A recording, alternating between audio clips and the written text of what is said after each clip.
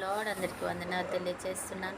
ఈరోజు దేవుడు ఇచ్చినటువంటి వాగ్దానం యోబు గ్రంథము 5వ అధ్యాయం 21వ వచనంలో వ్రాయబడినట్టుగా, నోటి మాటల చేత కలుగు నొప్పి నీకు తగలకుండా ఆయన చాటు చేయను, ప్రళయం వచ్చినను అది నిన్ను ఏమీ చేయదు.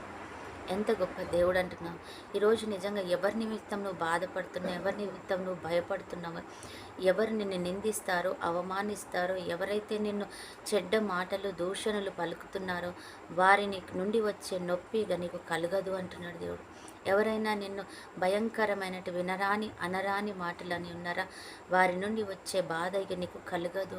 ప్రళయం వచ్చినా తిరిగి మరలా అది నీ దగ్గరికి రాదు. ఎందుకంటే ఆయన నిన్ను చాటు చేస్తున్నాడు.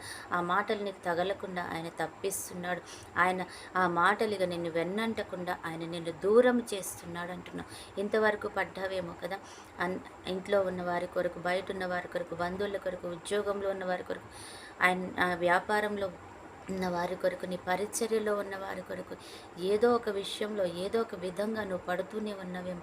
దేవుడు అంటున్నాడు, నువ్వు ఇక పడవ మాటలు, ఎందుకంటే నేను నిన్ను చాటు చేస్తున్నా, నేను నిన్ను మరుగు చేస్తున్నాను. ఆ నొప్పి అన్నది తగలకుండా, ఆ బాధ అన్నది నీకు తగలకుండా నేను నిన్ను దూరం చేస్తున్నాను.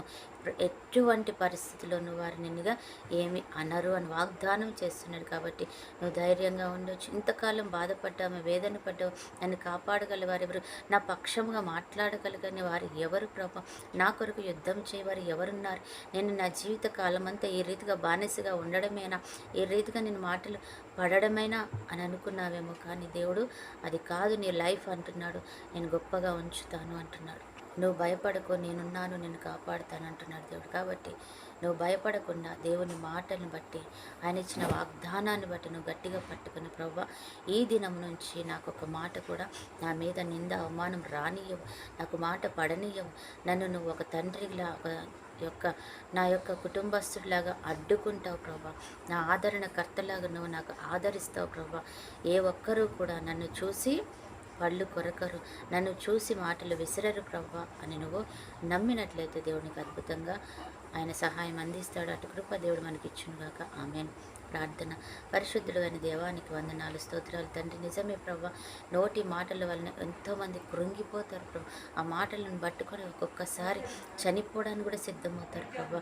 ఆ మాటలు తిననీయవు, త్రాగనీయవు ప్రభాస్. ఆ మాటల ద్వారా పడుతున్న వేదన అంత ఇంత కాదు ప్రభాస్.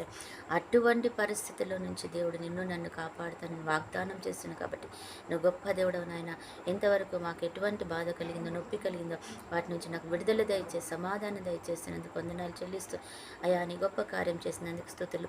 అలాగే ఈరోజు బర్త్డే, మ్యారేజ్ జరుపుకున్న ప్రతి బిడ్డను కూడా జ్ఞాపకం చేసుకొని దీవించండి.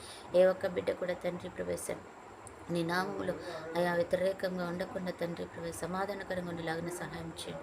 ప్రతి ఒక్క బిడ్డ అయా ఆశీర్వాదకరంగా, ఆరోగ్యంగా, తండ్రి మంచి ఆశీర్వాదంతో, ఐశ్వర్యంతో, ఘనత, మహిమలతో, కృపతో నింపబడి ఉండునుగాక.